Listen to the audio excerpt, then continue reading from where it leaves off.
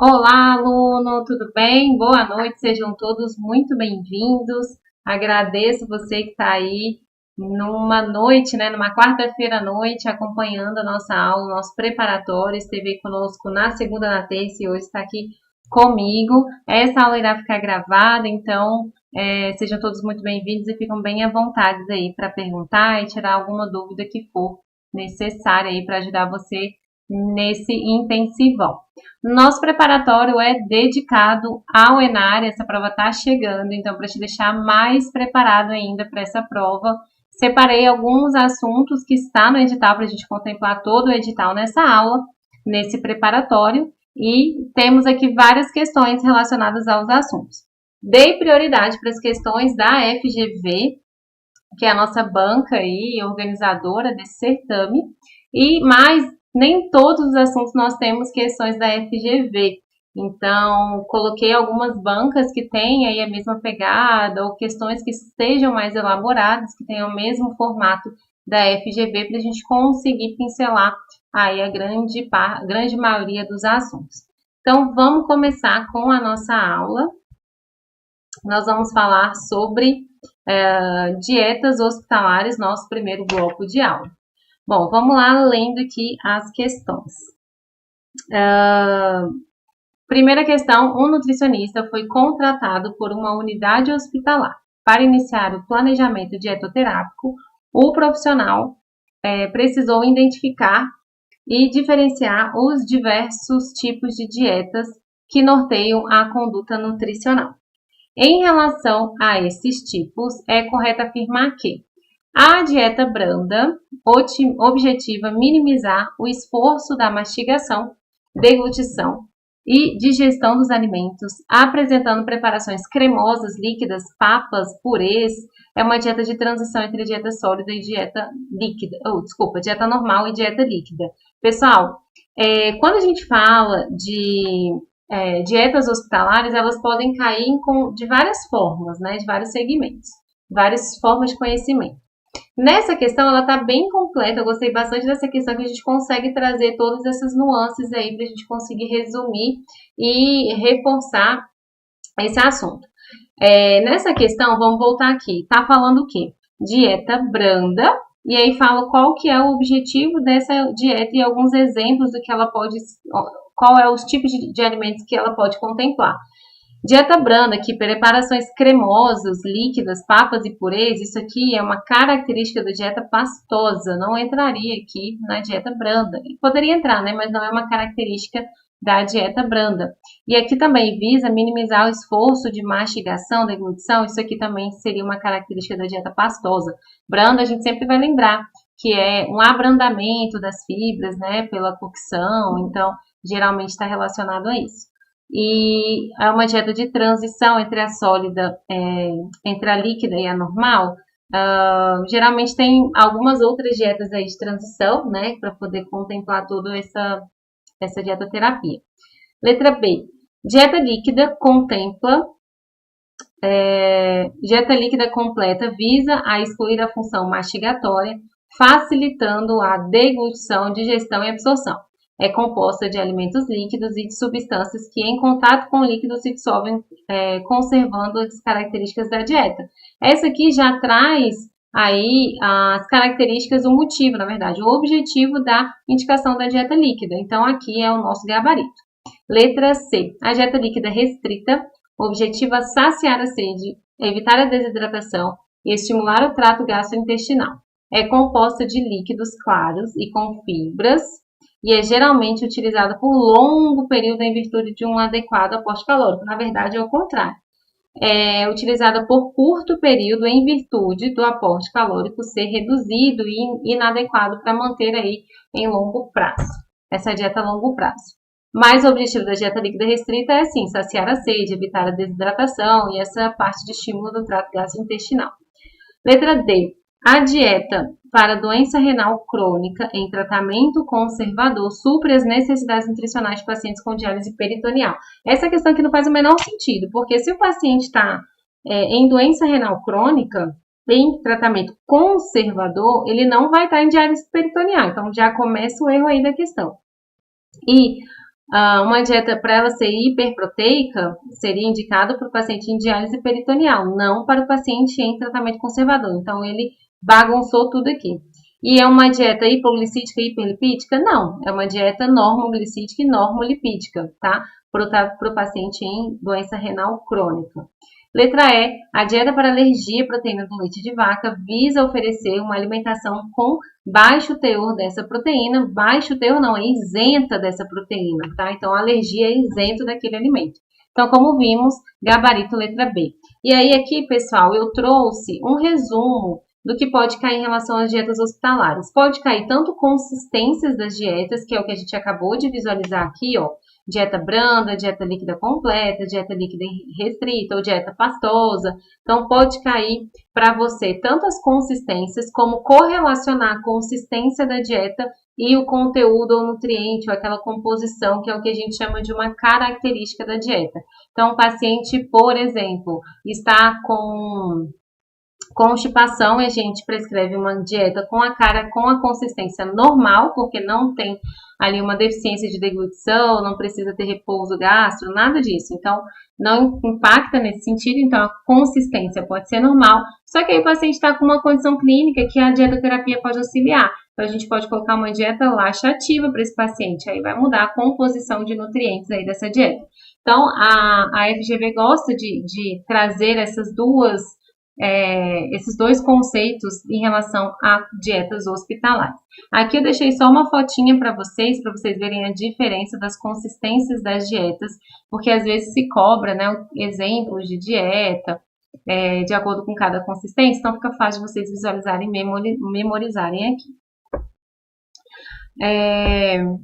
Mais uma questão agora, ainda sobre dietas hospitalares, eu quis trazer um pouquinho sobre dieta vegetariana, que é um assunto que vem sendo cobrado, né, nas últimas provas, tem aparecido aí, eu quis trazer para a gente sanar algumas dúvidas em relação a esse conteúdo.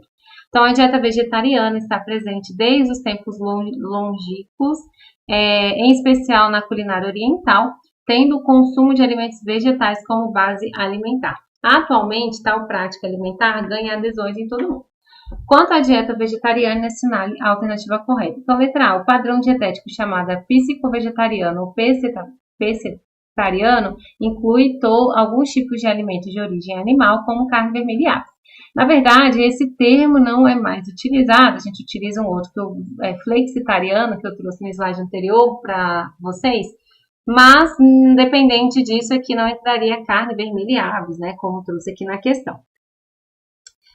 O vegetarianismo estrito contribui de forma prejudicial para o perfil lipídico. Aqui eu não preciso nem terminar de ler a frase. Por quê? O paciente que tem esse hábito de vegetarianismo estrito, ele não consome nada de derivado animal. E a gordura saturada, né, que é quem aí piora esse perfil lipídico, ela vem de alimentos de origem animal. Então, o paciente que é vegetariano, muito pouco provável ele desenvolver uma alteração no perfil lipídico pela dieta, né? Pode ter alguma questão genética, enfim, alguma outra situação, mas em relação à dieta, não.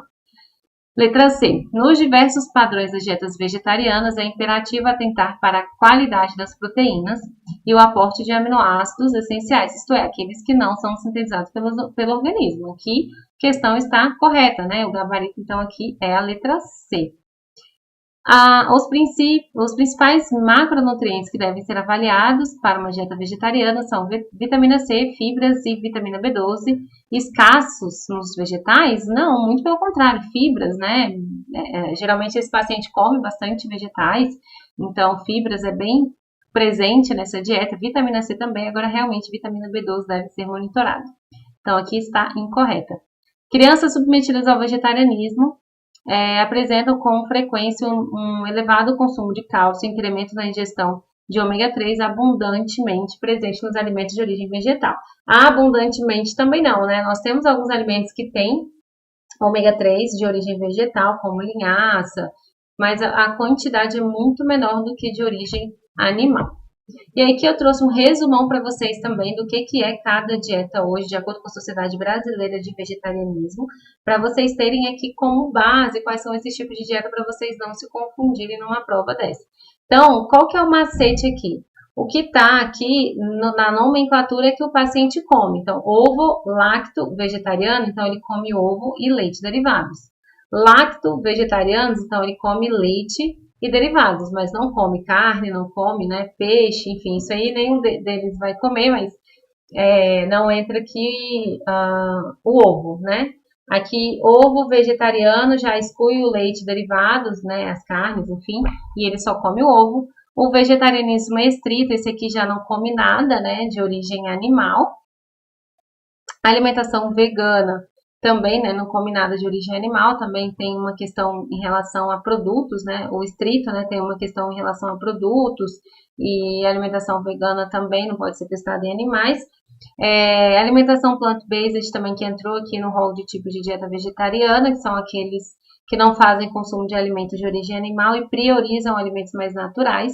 E o flexitarianismo, que é o que eu falei para vocês, que é uma nomenclatura melhor utilizada, tem aí algumas, prioriza uma alimentação mais limpa, né, sem carne, etc., mas tem algumas flexibilidades, como por exemplo, alguns pacientes comem peixe, outros pacientes fazem aquela dieta de segunda sem carne, então também entraria aqui nesse flexitarianismo.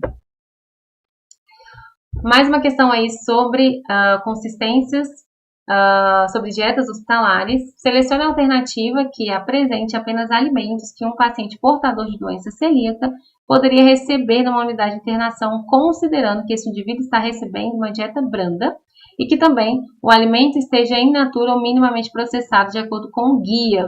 Então, olha só, essa questão aqui da VUNESP é uma questão bem elaborada também, porque ele trouxe vários conhecimentos numa única questão. Ele colocou aqui uma condição clínica do paciente, ou seja, ele tem uma doença celíaca, e ele colocou que é uma dieta branda, né? E tem que ser de acordo aí com o guia, tá? Então, é importante aqui que você tenha em mente essas características para conseguir resolver aí a questão. Então, pessoal, como a gente já, né, você concurseiro aí, estuda sobre a dietoterapia de várias doenças, se você cair numa questão como essa, doença celíaca ou qualquer uma outra que esteja correlacionada, é importante, você vai saber resolver, porque você sabe aí as características que são importantes para aquela dietoterapia, você só vai correlacionar ali qual que é o alimento mais adequado e qual que é a consistência que está trazendo ali no enunciado. Então, olha só, aqui chá e pão tipo bisnaga, não vai entrar, porque né, pão, paciente celíaco, não caberia aqui nessa dieta.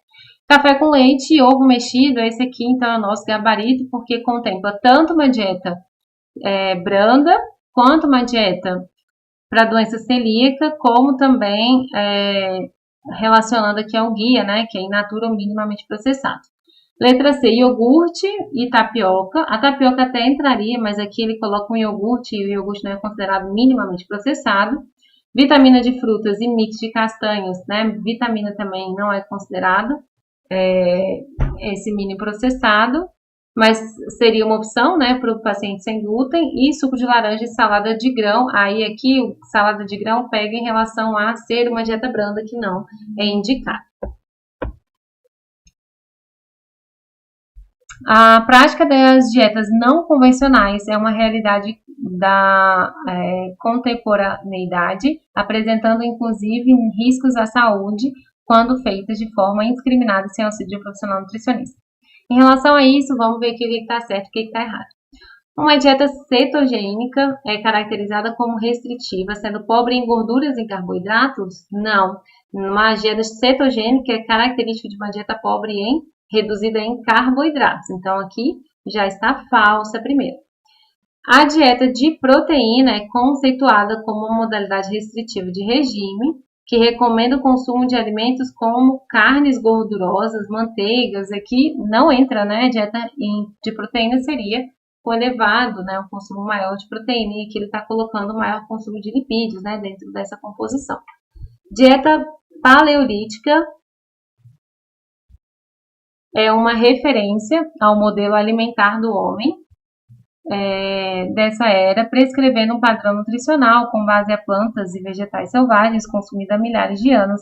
Recomenda-se também a ingestão de alimentos como cereais, laticínios, e produtos processados, também aqui incorreto, né? Essa dieta paleolítica, não entraria aqui esses exemplos que deu no final da questão, então aqui também está incorreto.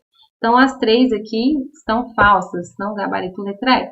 Essas dietas aqui são consideradas dietas da moda, né? A gente tem um documento do Ministério da Saúde que trata sobre essas dietas da moda, e aí trouxe, provavelmente pode ter utilizado essa referência aí. Seguindo então para outra temática agora sobre terapia nutricional nas doenças pediátricas. Então aqui vou abordar um pouquinho de erros inatos e alergias, que são assuntos que acredito que possa cair na sua prova. A fenilcetonúria é um erro inato do metabolismo com padrão de herança autossômico recessivo. Na prova, pessoal, e aqui só para explicar uma coisa, no edital, ele traz ali terapia nutricional nas doenças cardiovasculares, terapia nutricional nas doenças relacionadas à pediatria, terapia, enfim, todos os assuntos da nutrição clínica estão vinculados à terapia nutricional. Entretanto, a banca FGV gosta muito de colocar um pouco ali de fisiopatologia dentro das questões associando a terapia nutricional. Então, por isso que eu coloquei essa questão aqui, tá? Que a gente está discutindo sobre fenilcetonúria, para a gente lembrar do que é fenilcetonúria antes da gente explicar sobre a dietoterapia. Então, é um erro inato, né, de metabolismo que é caracterizado por qual distúrbios? Lisina não é metabolizada em fenilalanina, metionina não é metabolizada em fenilalanina, tirosina não é metabolizada em fenilalanina. Letra D, fenilalanina não é metabolizada em tirosina ou fenilalanina não é metabolizada em metionina. Então, gabarito aqui, letra D, tá? Então, aqui essa fotinha ela é muito clássica e muito fácil da gente conseguir entender. Então, uma pessoa normal aí, que não tem esse distúrbio, quando ela come um alimento, né, rico em aminoácidos, um alimento rico em proteína, esse aminoácido aí, ele tem aí uma fração de fenilalanina que é quebrada por uma enzima e transformada em tirosina para realizar aí, né, tirosina é um aminoácido para poder ser utilizado, então, para as funções ali do organismo.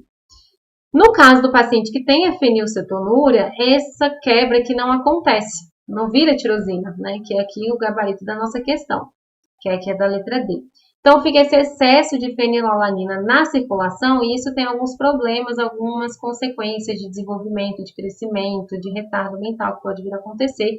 Enfim, tem várias situações que podem acontecer. Então, a terapia nutricional aqui é muito importante, se faz muito necessária para ajudar aí esse paciente a não desenvolver aí complicações. Então, quais são aí, de modo resumido, quais são as recomendações? A dieta tem que ser restrita em fenilalanina, ou seja, restrita em proteína, tá? Então, iniciar essa terapia no início, né, até o 10º dia de vida, porque é identificado ali no teste do pezinho. Então, a dieta deve ser isenta de produtos de origem animal, ou seja, nada de origem animal o paciente pode comer, carne, frango, peixe, ovos, né, leite, derivados, e deve ser restrita em alimentos de origem vegetal, ou seja, tem alguns alimentos de origem vegetal que têm alto teor de proteína, como, por exemplo, as leguminosas, tá? Então, deve ser restrita também. E existe uma fórmula metabólica que é isenta de fenilalanina, que é utilizada, né, para suplementar aí esse paciente. Então, eu deixei aqui no slide para vocês têm acesso a esse slide, para vocês conseguirem ver aí o que é considerado um alimento proibido, que são aí o que eu falei para vocês, né, as carnes, né, leite derivados, as leguminosas com alto teor de proteína, e aqui também tem alguns cereais, tá, que não são indicados. Tem o grupo amarelo e o grupo verde, então a contagem aqui da dieta desse paciente é bem delicada.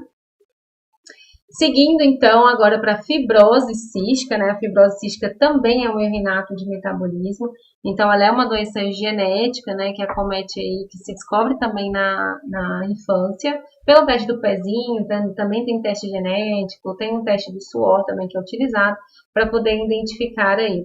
Então, a criança que tem essa fibrose cística, ela tem uma alteração na produção de secreções.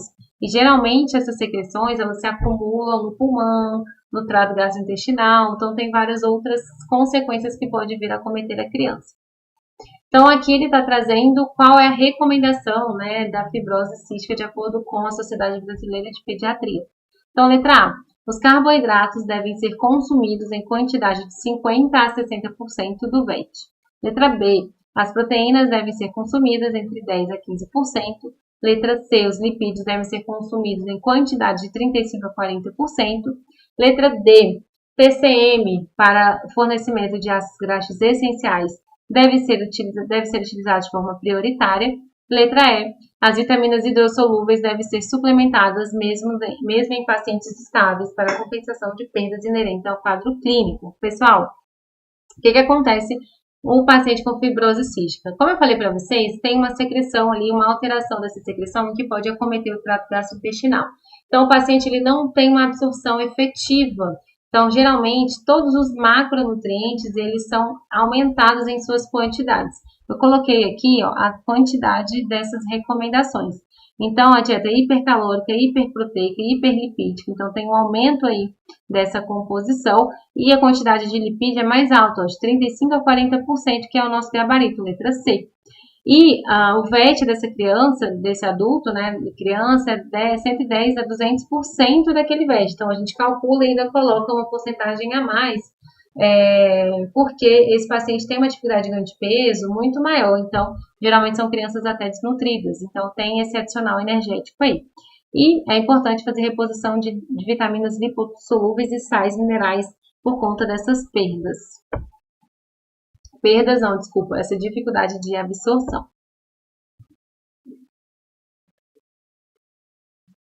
Seguindo, então, para uma questão de alergia alimentar.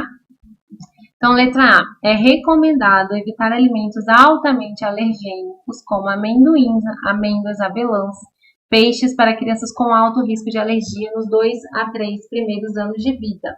Então, pessoal, a gente tem um consenso de alergias, né, que traz aí as principais referências desse assunto.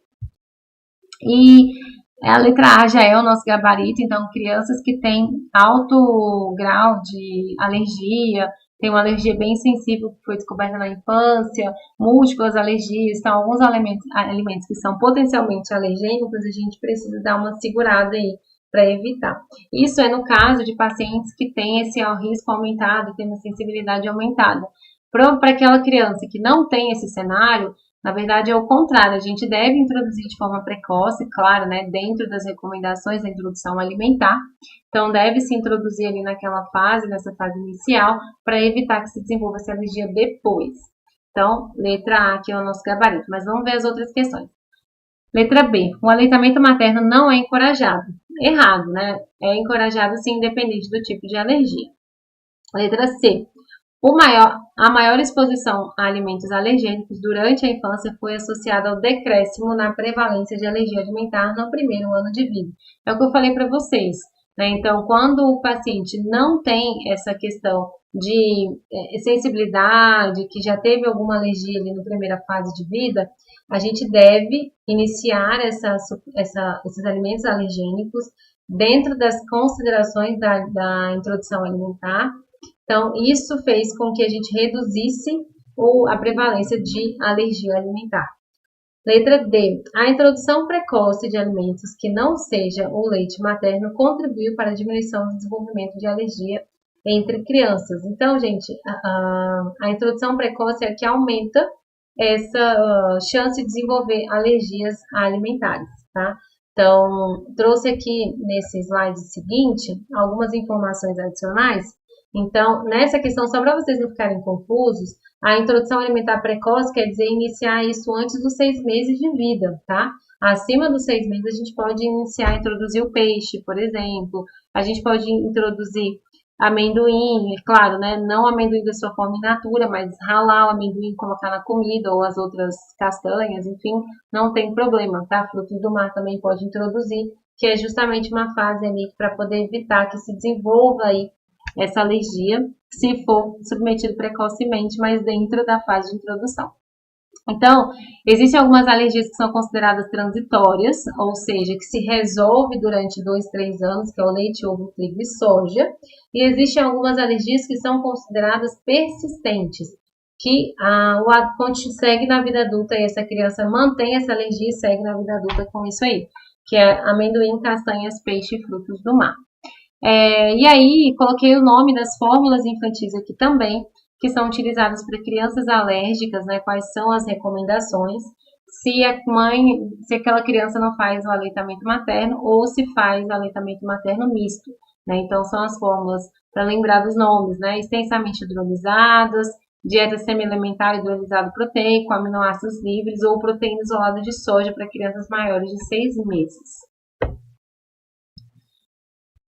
Mais uma questão aqui de pediatria. Uma criança de 9 meses, ao exame físico, apresentou sinais de xeroftalmia, baixo peso para a idade e na avaliação da alimentação, a mãe informou que estava oferecendo mamadeira com leite fluido. Gente, olha só. Quando eu li essa questão, chega e me deu um desespero, porque a criança tem 9 meses e a mãe só dá aí mamadeira com leite, né? Então, totalmente inadequado, né, nutricionalmente, em vários sentidos, né, em vários aspectos, mas falando de qualidade nutricional, de terapia nutricional, de caloria, proteína, vitaminas e minerais, está muito fora aí da recomendação. E aí essa criança apresentou alguns sinais, né, de xeroftalmia e baixo peso. Isso é decorrente ao quê?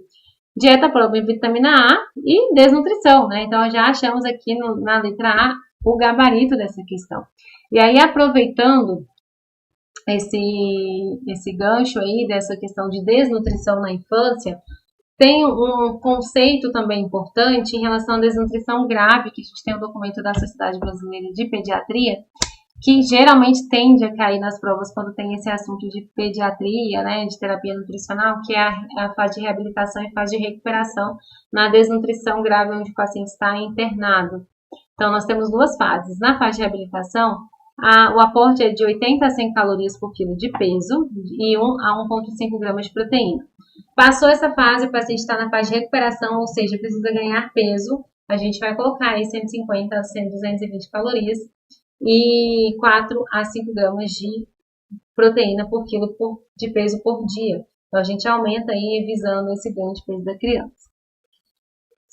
Seguindo, então, agora para terapia nutricional em doenças autoimunes infecciosas, coloquei aqui a doença celíaca, porque é considerada uma doença autoimune, né, que comete aí o trato gastrointestinal, intestino delgado mais especificamente, e é considerada uma doença autoimune, né, embora seja uma doença crônica, mas tem essa característica. E aqui fala, o paciente celíaco deve excluir alguns alimentos, como trigo, mourisco, farinha de soja, edamame, sorgo e farinha de centeio. Então, aqui, pessoal, quais são os alimentos que a gente vai excluir dentro dessa lista, né? Qual o alimento? Farinha de centeio, né? Então, gabarito letra E. Aqui tem outra questão de doença celíaca também, que a prova ela pode te colocar tanto os nomes das farinhas, que fica mais fácil, como também preparações, que aí acaba complicando um pouco. Então, quibe de abóbora. No quibe, né, na farinha do quibe, a gente tem aí o glúten presente, né, porque a farinha de trigo, ela é derivada, né, a farinha de quibe, ela é derivada do trigo. Cuscuz marroquino com cenoura e castanha de caju, então o cuscuz marroquino também é derivado do trigo. Almôndega preparada com farinha de rosca também é derivada de trigo. Pizza também é derivada. E aí sobra a letra E, tapioca, que é o nosso gabarito. Então, só para a gente lembrar as fontes do glúten, então temos aqui malte, centeio, cevada, trigo, triguilho e farinha de rosca. Então, pode cobrar tanto esses nomes das farinhas, que é mais fácil, como também forma de preparo.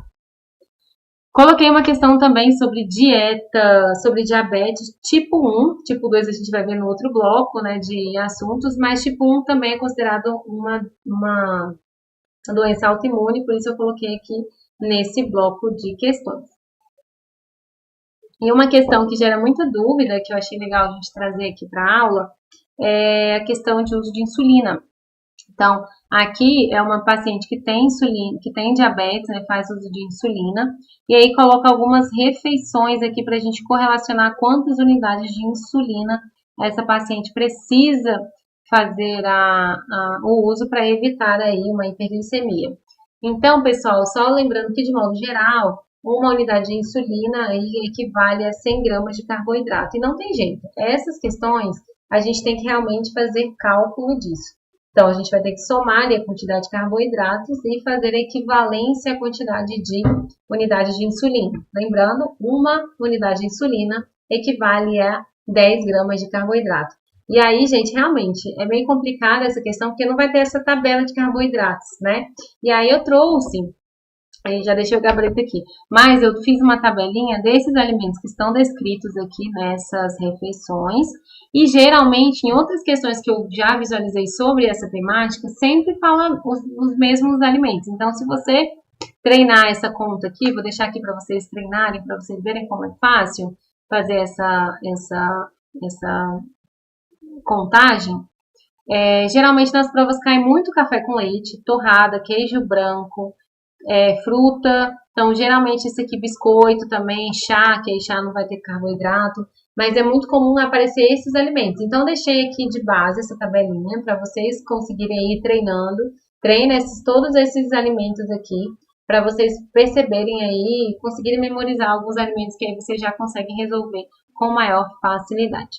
No caso aqui da questão, o gabarito, né, correlaciona então essa refeição aqui com 2 unidades com 3 unidades de insulina, que é a segunda questão, tá? Então, somando aqui, dá em média aí, nem chega a 30 gramas de carboidratos, né, arredondando, chega mais próximo aí a 3 unidades aí, do que 1 ou 4 unidades, como eu trouxe na questão.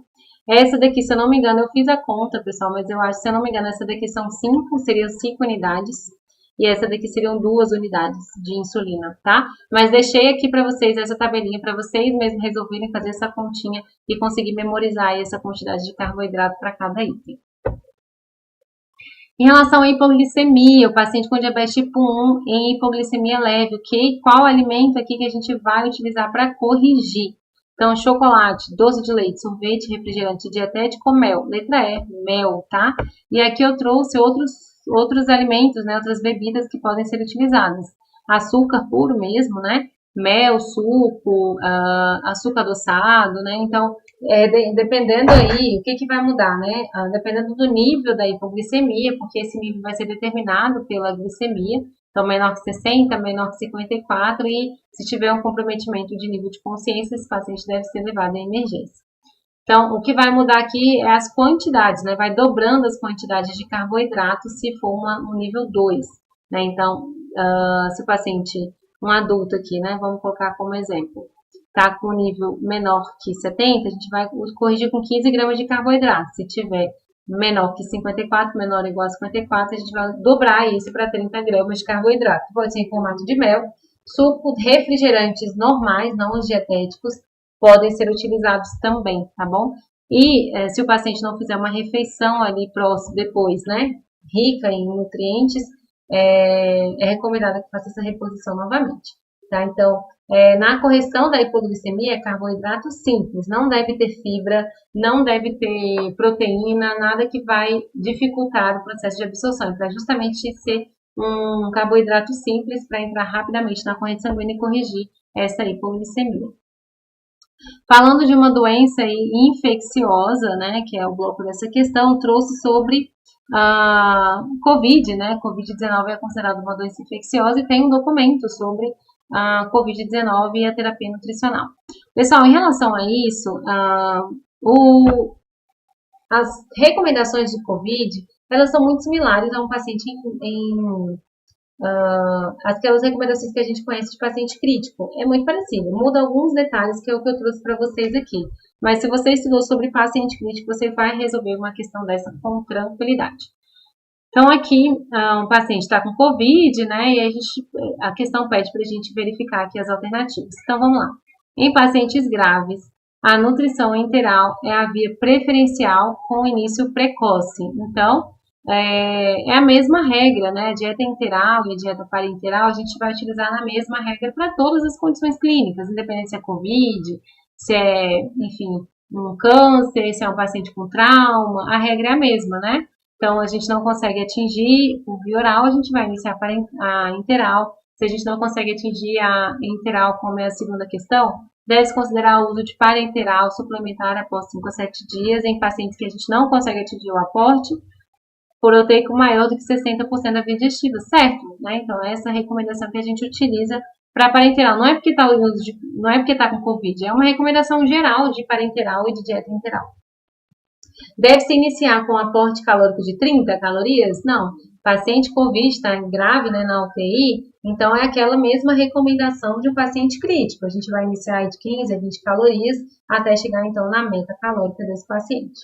Na fase de reabilitação, considerar aumento progressivo da meta, baseando na calorimetria direta ou no estado nutricional, podendo chegar a 35, aí sim, né, a gente vai progredindo de forma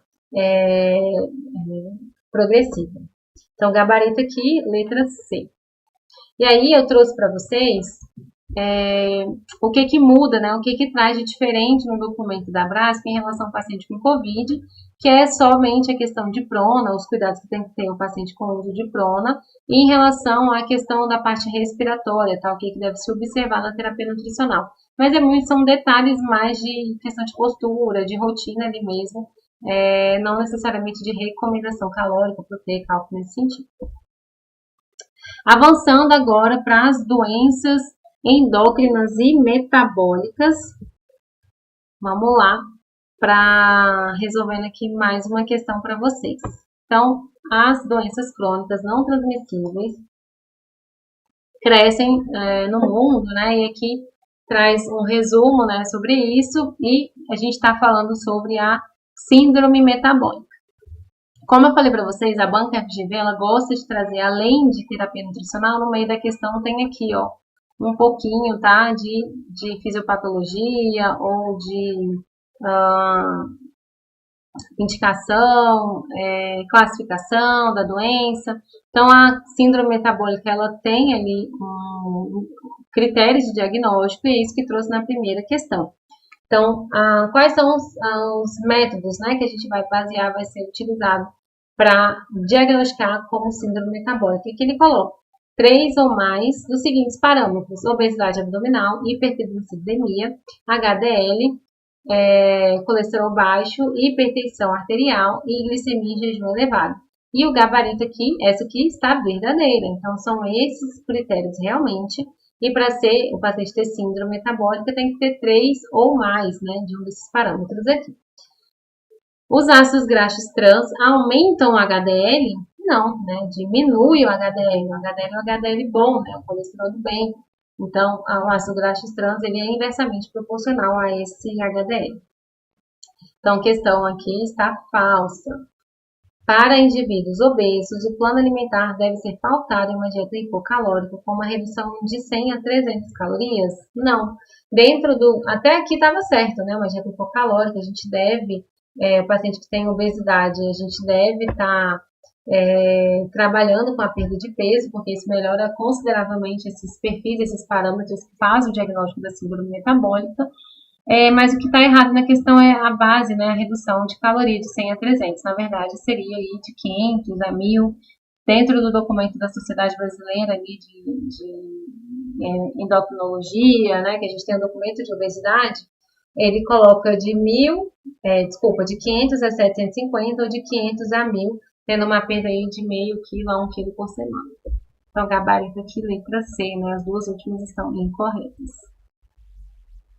Sobre diabetes tipo 2, olha, como eu disse para vocês, uma questão sobre diabetes tipo 2, né, sobre a nossa recomendação da diretriz, e aqui tem 3 alternativas, e a primeira aqui, ó, falando de fisiopatologia, e as outras 2 mais de recomendações.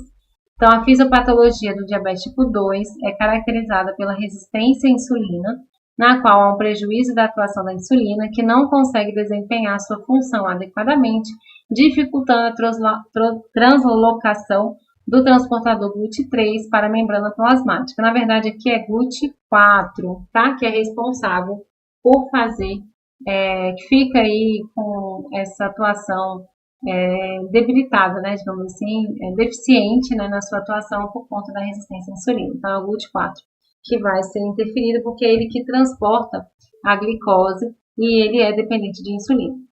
Segunda, pessoas com DM2 que apresentam sobrepeso e obesidade, é recomendado perder no mínimo 5% do peso inicial para melhorar o controle glicêmico. Questão correta, a gente tem isso dentro da diretriz. O paciente que tem excesso de peso, né, melhora o controle glicêmico quando ele tem uma redução desse peso.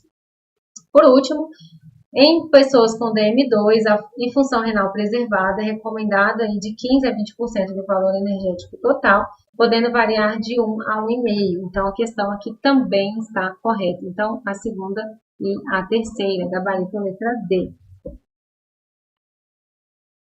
Ainda sobre diabetes tipo 2, que dentro dessa questão de doenças crônicas, né, endócrinas, diabetes tipo 2 é bem discutida.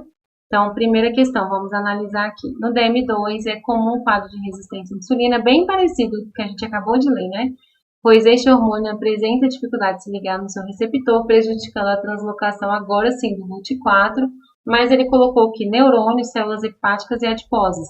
E esse GLUT4, ele percorre aí, digamos assim, pelas células adiposas e pelo tecido muscular, tá bom? Então, essa neurônios, células hepáticas aqui não entrariam. A cetoacidose diabética é uma complicação grave de diabetes tipo 1 descompensado, ok, questão correta, onde há maior produção de corpos cetônicos como etanol, aqui já começou errado. Então, etanol não é um tipo de corpos cetônicos, tá? Essas outras duas aqui, sim, mas o etanol não é considerado um corpo cetônico, como trouxe aqui na questão. Questão aqui também incorreta. No tratamento dietoterápico da diabetes, deve-se preferir o consumo de alimentos com baixo índice glicêmico, como tapioca, pão integral, pois esses alimentos são carboidratos, são rapidamente digeridos e absorvidos, elevando a glicemia de forma lenta e gradativa. Pessoal, tapioca não é considerado um alimento de baixo índice glicêmico, né? Então a questão aqui também está incorreta. Gabarito que todas as questões estão erradas. Ainda sobre diabetes, né, vamos analisar aqui qual é a dietoterapia mais indicada. Letra A adição de fibras alimentares, especialmente as insolúveis, como pectina, podem auxiliar o controle da glicemia pós-prandial.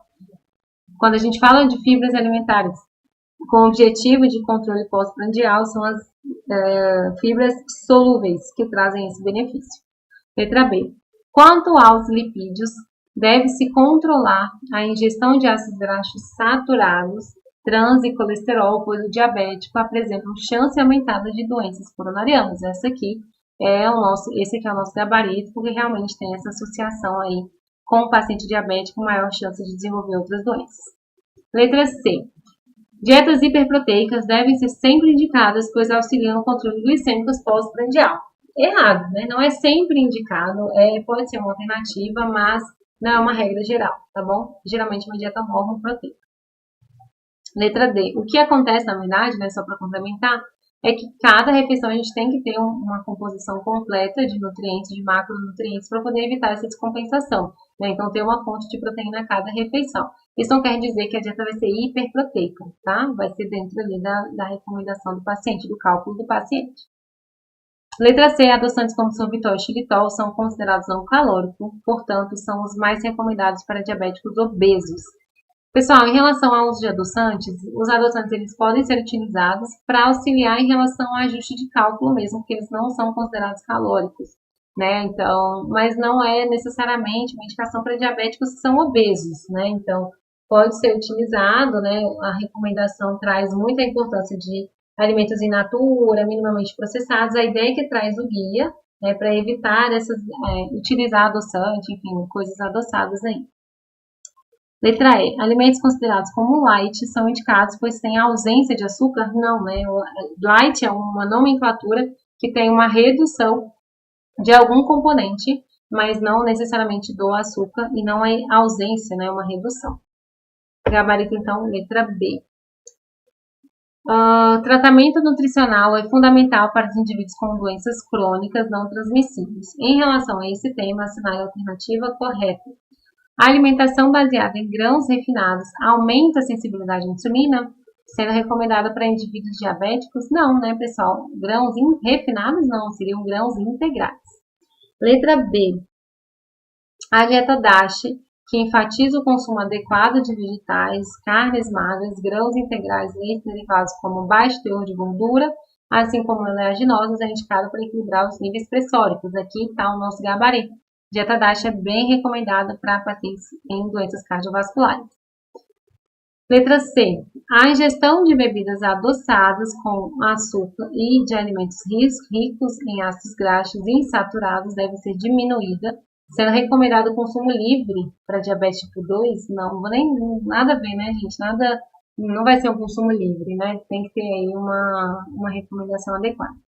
Alimentos ricos em ômega 3 devem ser evitados para evitar, não, também não. Primeiro que ômega 3 não é considerado um ácido graxo saturado, né? Ele é um poliinsaturado. Letra E. A ingestão alcoólica não interfere na pressão? Sim, interfere, né? É recomendada a redução desse consumo. Então, gabarito aqui, letra B.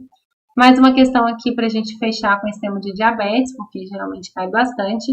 E aqui trouxe uma atualização da terapia nutricional no pré-diabetes e também diabetes tipo 2 nessa nova diretriz. Então, o uso de suplementos nutricionais para substituição total de refeições é recomendado? Não. Dentro dessa diretriz, é utilizada a suplementação nutricional como substituição parcial das refeições, não total. Pode ser sim utilizado como uma estratégia. Letra B. Uma dieta hiperproteica de 2 gramas de proteína também não é essa recomendação, tá? É até um e-mail de recomendação que se tem. Letra C. Aumento do consumo de sacarose também não, é redução de sacarose, não tem um valor exato de sacarose na recomendação, tipo 10 gramas, por exemplo, só se pede para reduzir essa quantidade. Letra D. Um teor mínimo de 14 gramas de fibra? Não, teor mínimo de 25 gramas. E letra E, a restrição calórica para indivíduos com pré-diabetes, sobrepeso e obesidade, sim, questão correta. É o que nós vimos anteriormente. O paciente deve perder pelo menos 5% do seu peso para melhorar esse controle glicêmico para aqueles que têm sobrepeso e obesidade. Então, o que fala a terapia? Algumas informações da terapia de forma resumida. Traz muita ideia de dietas balanceadas para evitar açúcares e refinados. Questão de recomendação de fibras, que gostam muito de trazer, né, 25 a 30 gramas ou 14 gramas a cada 1.000 calorias. Lipídios de 20 a 35%, de preferir mono e poliinsaturados. Não fala em relação a gordura trans, de ser isenta gordura trans, por exemplo. Né, o que coloca é preferir esses tipos de gordura. E o uso de prebióticos e probióticos não tem evidência para controle glicêmico, tá? Seguindo agora para obesidade e transtornos alimentares. Aqui é uma questão um pouco mais generalista, que não fala muito sobre recomendação de terapia nutricional, mas é uma questão que caiu da banca FGV em 2024, então bem recente, que tratou sobre esse documento de estratégia intersetorial de prevenção de controle de obesidade, publicado em 2014. Um pouco antigo, a gente tem alguns outros documentos destinados ao público de obesidade, mas aqui traz mais a ideia de saúde pública, né? Então, trouxe para a gente iniciar esse assunto, tá? Em relação à obesidade. Então, primeira questão, valorizar o consumo dos alimentos estrangeiros? Não, né? Os alimentos regionais. Letra B, apoiar as unidades de alimentação e nutrição nas creches, por meio de aquisição de equipamentos e utensílios para recebimento e processamento de gêneros alimentícios. É uma ação que deve ser realizada nas creches, nos estados e municípios. A questão aqui está correta. Letra C. Promoção de modos de vida saudáveis em ambientes específicos é o eixo dessa estratégia. Para tal estado e municípios devem realizar a articulação local para impedir que as empresas disponibilizem salas de apoio à amamentação. Não, né? Deve sim reforçar esse incentivo. Então, aqui incorreto.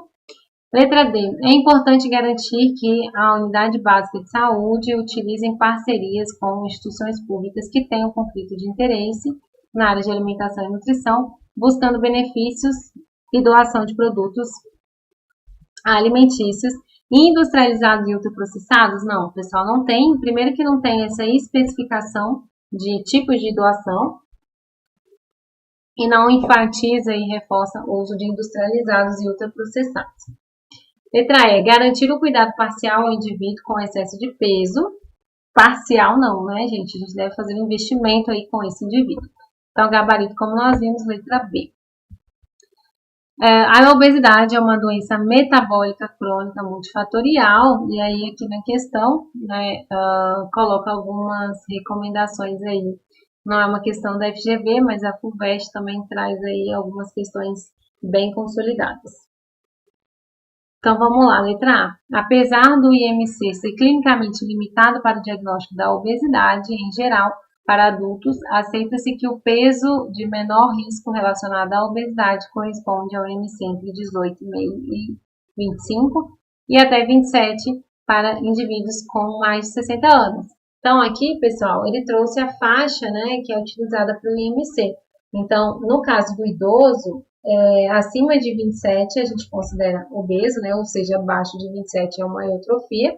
E no caso de adultos, né, entre 18,5 e 25 é a faixa aí de recomendação de peso adequado.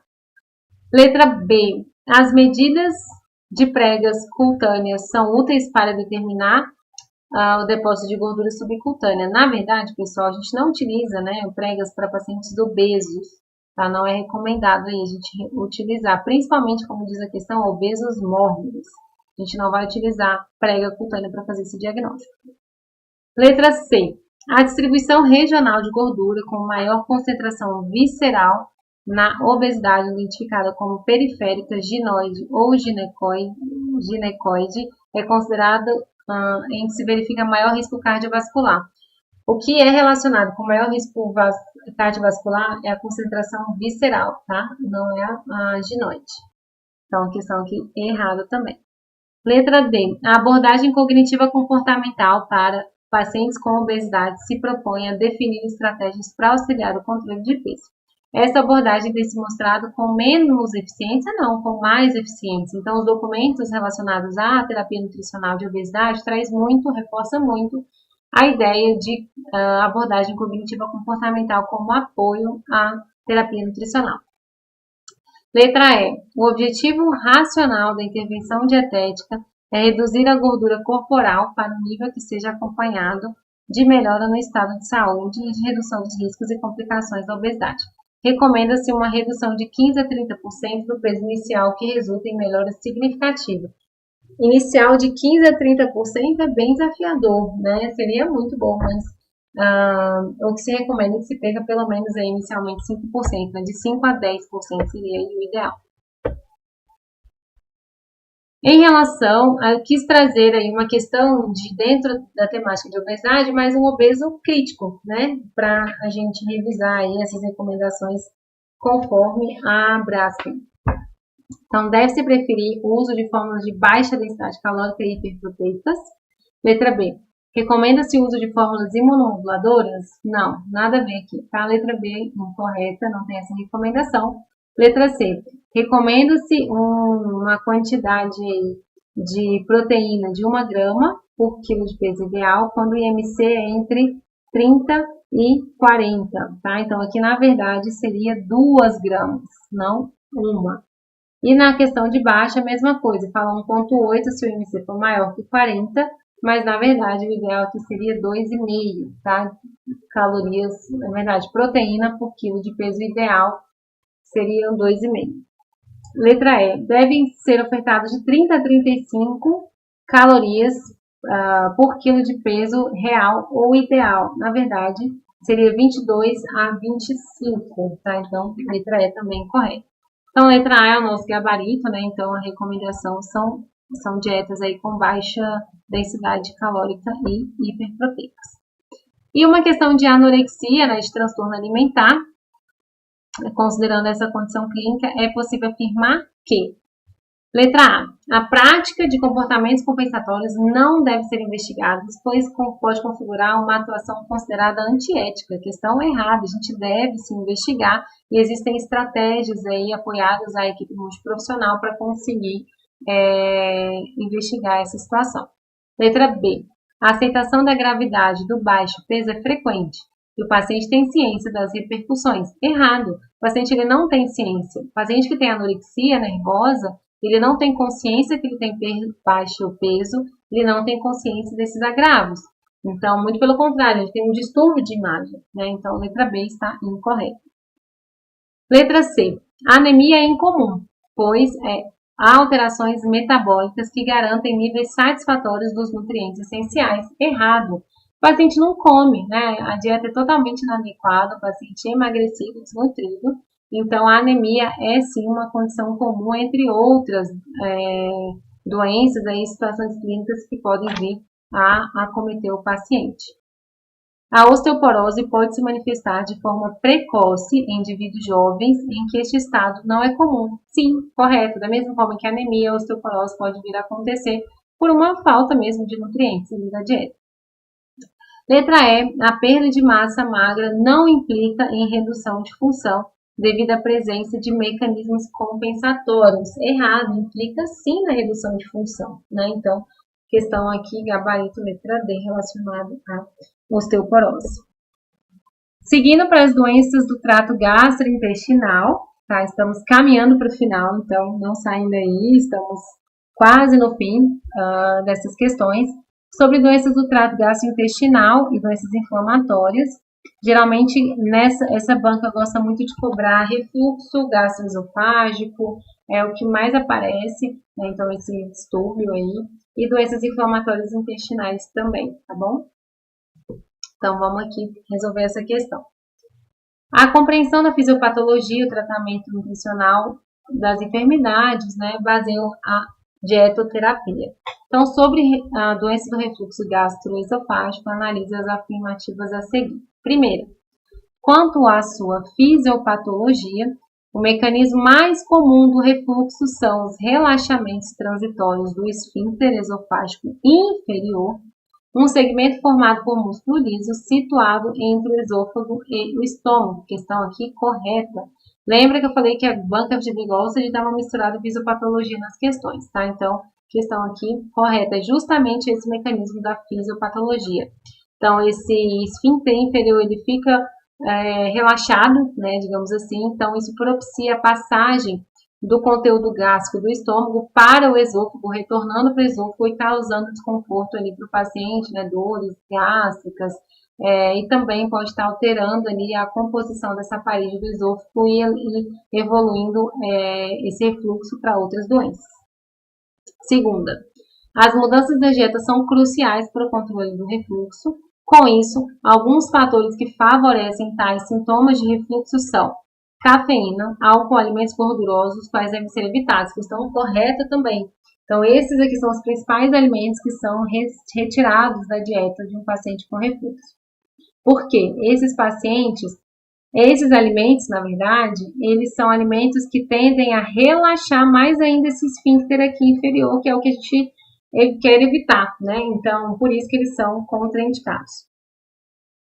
Terceira questão. A obesidade pode contribuir para o segmento do refluxo, pois aumenta a pressão intragástrica, favorecendo o refluxo do conteúdo ácido estomacal. Essa questão aqui também correta. Não só obesidade, mas roupas apertadas, gestantes também, justamente por conta dessa pressão que vai favorecer o relaxamento aí desse esfíncter inferior. Gabarito, então, letra D, todas estão corretas. Ainda sobre refluxo, né? Quais são as medidas que a gente pode adotar? Reduzir o fracionamento das refeições? Não, aumentar seria o ideal e reduzir as quantidades, né? Reduzir as quantidades aumentando o fracionamento. Letra B, ingerir alimentos que estimulem a secreção gástrica. Então, aqui a gente deve evitar, na verdade, alimentos que vão estimular essa secreção gástrica para evitar ali o desconforto e dor no paciente. Letra C, excluir alimentos que estimulem a liberação da gastrina. Errado. Por quê? Gastrina é o hormônio que vai ser liberado e vai auxiliar aquele esfíncter que está relaxado a comprimir. Tá? Então, e as proteínas, por exemplo, é rico em gastrina, né? Tem a liberação da gastrina. Então, a gente vai, na verdade, estimular alimentos que vai trazer essa liberação da gastrina. Letra D. Ingerir alimentos hipercalóricos que promovem o ganho de peso. Questão incorreta, a gente não vai promover o ganho de peso porque é uma situação que pode aumentar, né, a compressão ali, né, na região e piorar os sintomas. Excluir alimentos que diminuem a pressão do esfíncter inferior. Aqui é o nosso gabarito, foi aqueles alimentos que nós vimos na questão anterior, café, bebida alcoólica, que vai trazer esse relaxamento aí diminuir a pressão do esfíncter e trazer o desconforto. Segundo a diretriz da doença inflamatória intestinal, da ESPEN, analisa as questões abaixo aí. Letra A. Os indivíduos com retocolite ulcerativa não podem receber suplementação de ferro. Questão errada. Inclusive, quando o paciente tem uma doença inflamatória intestinal, é recomendado que se faça suplementação de ferro, porque é muito comum, né, dependendo do tipo de doença inflamatória, mas aquele intestino está inflamado, então ele não tem a mesma capacidade de absorção. E uma outra questão, geralmente o paciente tem perda de sangue pelas fezes, e aí é muito comum desenvolver anemia associada à doença inflamatória intestinal, então deve fazer a suplementação. Letra B. Está padronizada a dieta ideal para todos os indivíduos com algum tipo de doença inflamatória intestinal na fase ativa para promover a remissão da doença. Aqui ele colocou de uma forma muito generalista, padronizado uma dieta ideal para todos os indivíduos. A gente tem algumas recomendações a depender aí da condição, a depender do tipo de doença inflamatória intestinal. Então, a forma como ele colocou de uma forma muito geral, e essa dieta sempre é individualizada. Letra C. Indivíduos submetidos à cirurgia eletiva devem realizar o jejum pré-operatório a partir da meia-noite. Então, aqui colocou uma questão meio nada a ver com o contexto. Letra D. Formulações enterais elementares com baixo teor de gordura devem ser utilizadas? Na verdade, pessoal, o paciente com doença inflamatória intestinal vai utilizar a dieta padrão, uma dieta polimérica. Não precisa ser uma dieta elementar.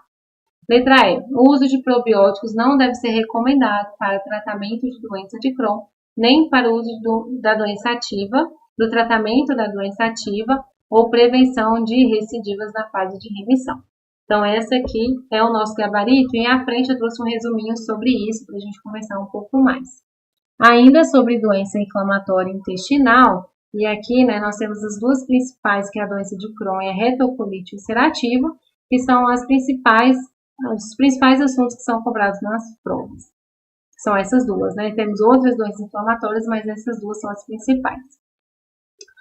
Sobre as recomendações, assinale a alternativa. Letra A. A doença inflamatória intestinal recomenda-se o uso de prebióticos, conceituados como micro-organismos vivos. Na verdade, não é recomendado, tá? Em doença inflamatória intestinal de modo geral, existe uma recomendação para retocolite ulcerativa e na fase de remissão. Então, aqui, incorreto. Letra B. O uso de ômega 3 pode ser recomendado na fase ativa? Também não. Seria ômega 3 que pode ser utilizado. Também tem uma indicação aí. Não é para todas as doenças inflamatórias. Letra C. Deve-se atentar para a perda crônica de sangue no trato gastrointestinal, muitas vezes de forma oculta, levando a deficiência de ferro, causando aí a anemia. Então, a questão aqui é o que eu acabei de falar para vocês, pode sim, deve ser considerado, né, essas perdas e realizar a suplementação.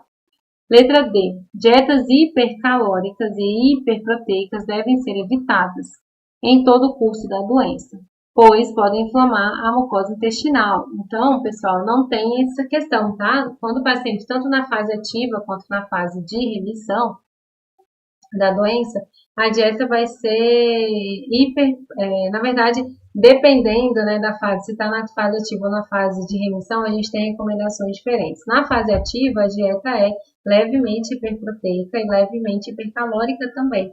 Na fase hipolipídica, né, a gente tem uma tendência de ter esteatose, esteatorreia, na verdade, então o paciente tende a ter uma diarreia por conta, né, da doença inflamatória, então a dieta tende a ser hipolipídica.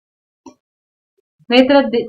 O metabolismo ósseo é potencializado pelo uso de corticoide, logo a ingestão de cálcio e vitamina D deve ser reduzida. Na verdade, deve ser suplementada, tá? Justamente porque o corticoide, que é uma recomendação da doença inflamatória intestinal, ele compete a sua absorção com cálcio e vitamina D. Então, nosso gabarito aqui ficou letra C, né? A questão da suplementação de ferro. Então, trouxe aqui um resuminho adicional em relação à terapia das doenças inflamatórias.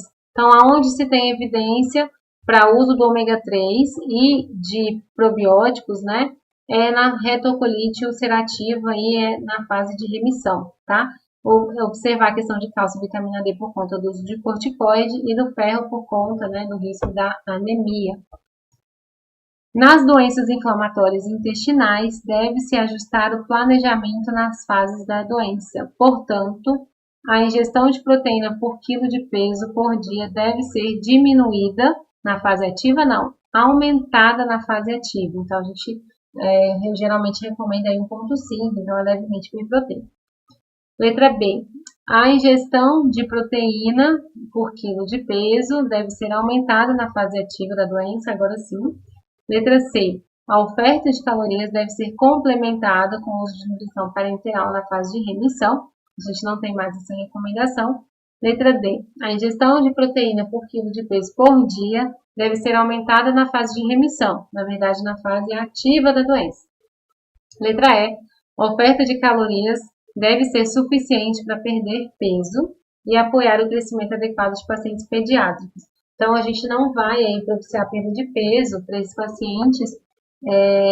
Geralmente, esses pacientes não são pacientes com sobrepeso e obesidade, né? Então, eu não trouxe aqui uma associação coerente. Então, letra B aqui é o nosso gabarito. Eu deixei aqui o resuminho dessas recomendações para vocês estudarem. Avançando, então, para doenças hepáticas. As doenças hepáticas vêm crescendo de forma vertiginosa no Brasil e no mundo. Quanto à dietoterapia, né, para essa fase terminal, descompensada, leia as asserções a seguir. Primeiro, a hipernatremia é gerada pela redução da capacidade de eliminar a água e pela perda de sódio via paracentese, tá? Então, aqui a questão está errada só por esse comecinho aqui da questão. A hipernatremia, ela pode ser sim gerada pela perda de água, por uma desidratação, mas não é por via aí de perda de sódio via paracentese, tá? Então, esse pedaço aqui está incorreto. Para tratar dessa condição, recomenda-se uma redução de sódio, elevação de taxa hídrica, isso sim estaria correto. Então, primeira questão que está errada. Segunda questão. A encefalopatia hepática causada pelo aumento de amônia no sangue deve ser tratada com restrição proteica, além de privilegiar o consumo de alimentos ricos em aminoácidos aromáticos e pobres em aminoácidos de cadeia ramificada. Aqui ele inverteu, né? Seria o contrário aí para tornar essa alternativa correta. Terceiro, visando amenizar as queixas de saciedade precoce, sugere-se que as refeições menores e mais frequentes sejam bem toleradas pelo paciente, evitando chances de hipoglicemia, melhorando o balanço nitrogenado. Então, gabarito aqui, letra C, né? Só a terceira está incorreta, como nós vimos, a 1 e a 2 está errada. Sobre esteatose hepática não alcoólica, que é o que geralmente cobra mais nas provas, né? Um documento da ESPM aí, sobre essas recomendações. Então, primeiro, a suplementação de vitamina C, 80 miligramas por dia, para adultos não diabéticos com doença histologicamente confirmada, visando a melhora de enzimas hepáticas. A gente não tem essa recomendação nesse documento, tá? De suplementação de vitamina C. Letra B, perda de peso entre 7% a 10% para realizar cirurgia bariátrica? Não. Existe a recomendação de perda de peso entre 7% a 10% para pacientes que têm sobrepeso e obesidade, visando melhoria aí do quadro clínico do paciente. Se o paciente tiver uma obesidade que tem critérios para cirurgia bariátrica, ela é sim indicada, tá? Mas não é... Ele misturou os dois assuntos. Letra C. A suplementação com ácidos graxos poliinsaturados ômega 3. Letra D, o aconselhamento de uma dieta mediterrânea para melhorar a esteatose e a sensibilidade à insulina. E letra E, que para pacientes que também apresentam obesidade e estejam com terapia nutricional integral, a meta proteica aí seja entre 1 a 1,5, tá? Então, gabarito aqui, letra D, essa ingesta proteica aqui ela é um pouquinho maior do que isso, tá? Não é 1 a 1,5. E aqui, gente, é indicado sim essa dieta mediterrânea para melhorar essa esteatose hepática, tá? Então, letra D aqui é o nosso gabarito. Para a gente finalizar, então, nossa aula, vamos falar um pouquinho de alguns alimentos, aí, algumas questões de estresse oxidativo, microbiota intestinal. Isso é bem comum, está aparecendo muito nas provas, essa questão de microbiota. Então, os probióticos são micro-organismos vivos que oferecem benefícios à saúde, especialmente ao equilíbrio de microbiota intestinal. Então, aqui ele quer saber, dentre essas opções, qual que é considerado aqui um probiótico, né? Indicado na prática clínica. Xilitol, lactitol, bifidobactérias, lactulose, frutoligosacarídeos e aqui o gabarito letra C, bifidobactérias. Essas outras opções aqui, frutoligosacarídeos, lactulose, não são considerados probióticos. E aí eu trouxe o contrário, uma questão que pergunta aqui o que é prebiótico dentre essas alternativas. Frutoligosacarídeos, bifidobactérios lácteos, lactobacillus casei, todas estão corretas. Aqui ele pergunta de prebióticos, então não vamos confundir. Letra A, frutoligosacarídeos. Essas duas de baixo aqui, B e C, seriam probióticos. Essa daqui já ficou o gabarito aqui, não coloquei o efeito, mas tudo bem. Os nutrientes e os compostos bioativos de alimentos podem ter um impacto significativo na microbiota intestinal. Então, nesse aspecto, marque a alternativa correta. Letra A. Os prebióticos. A gente tem que ler esse tipo de questão com muito cuidado. Os prebióticos são substratos energéticos para a microbiota intestinal, reduzindo o pH colônico e estimulando o crescimento e a atividade de bactérias benéficas do cólon. Então, aqui é o nosso gabarito, né, que é a atuação, a função, né, como que esse prebiótico se comporta aí no trato gastrointestinal. Letra B. Os polifenóis favorecem a formação de ácidos graxos de cadeia curta. Polifenóis não, seriam aqui os prebióticos, formam aí ácidos graxos de cadeia curta, importante para a elevação do pH. Letra C. Os probióticos restabelecem ou aumentam a população de bactérias, protegendo contra bactérias patogênicas e exercendo a capacidade imunossupressora. Na verdade, ele exerce uma capacidade de reduzir, de melhorar, né, o sistema imunológico do paciente. Letra D. As fibras alimentares fermentadas pela microbiota colônica resultam na formação dos ácidos graxos de cadeia curta, suprimindo a produção de citocinas anti-inflamatórias. Na verdade, ele vai estar auxiliando, né, vai estar melhorando a produção de citocinas anti-inflamatórias. E aqui deixei também no slide para vocês alguns nomes do que é prebióticos, que pode aparecer na sua prova, e os nomes aí do que é considerado probióticos, tá? Para vocês não confundirem aí essas nomenclaturas. E para a gente fechar a nossa última questão sobre as classificações, funções e fontes alimentares, é um tipo de questão que a FGV gosta bastante de correlacionar sobre os micronutrientes, a sua atuação e patogenia. Então, primeira, a síntese de alguns fatores de coagulação é dependente da vitamina K. Além disso, tal vitamina lipossolúvel aumenta a carboxilação de osteocalcina, uma proteína envolvida na matriz óssea. A questão aqui correta. A vitamina K está associada tanto quanto em relação à coagulação, como também à saúde óssea. Então, aqui já é o nosso gabarito. Vamos ver as outras questões. Os alimentos de origem animal contêm um grupo de compostos conhecidos coletivamente como carotenoides. Já errou aqui. Então, carotenoides é fonte vegetal, não fonte animal, ali como trouxe no início da questão. Letra C. A vitamina E está presente na dieta como ésteres de filoquinonas, sendo o principal antioxidante da membrana celular, pois está localizada na porção proteica plasmática, facilitando o estresse oxidativo. Essa questão daria até para considerar ela correta também, porque a vitamina E, agora, eu fiquei até na dúvida aqui, porque a vitamina E ela é considerada também um alimento antioxidante, né, e que auxilia aí no estresse oxidativo.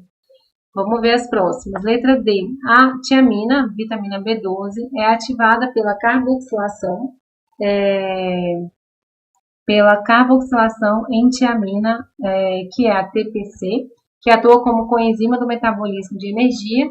Geralmente, os alimentos de origem vegetal apresentam a tiamina na sua forma ativa, isto é, TPC. Na verdade, não é só de origem vegetal. O principal dessa tiamina aí ativa é fonte animal também, não é só fonte vegetal. tá? Então, aqui a questão estaria incorreta por conta da fonte, tá? Então, gabarito aqui não vai ser letra D. Então, vamos lá, letra A é o nosso gabarito. Deixa eu voltar aqui na letra C de novo, gente, que agora eu fiquei encucada com essa questão. A vitamina E está presente na dieta como... Ah, tá aqui o erro, gente. Ésteres de filoquinonas. Não é ésteres de filoquinonas, é tocoferóis. Olha só, a professora confundindo. Então, não é essa nomenclatura aqui. Vitamina E. O restante está certo, tá? É antioxidante, facilita iniciais oxidativos, mas são ésteres de tocoferóis, tá? Aqui estaria... Por isso que está incorreta a letra C. E a letra A, aqui está o nosso gabarito. Bom, finalizo a aula e aí que eu deixo uma mensagem para vocês que ficaram até o final, que vão assistir essa aula depois. Faça a prova aí com bastante tranquilidade, então que a tranquilidade de seus pensamentos. Respire fundo e mostre todo o seu potencial. Estou torcendo por você nessa prova.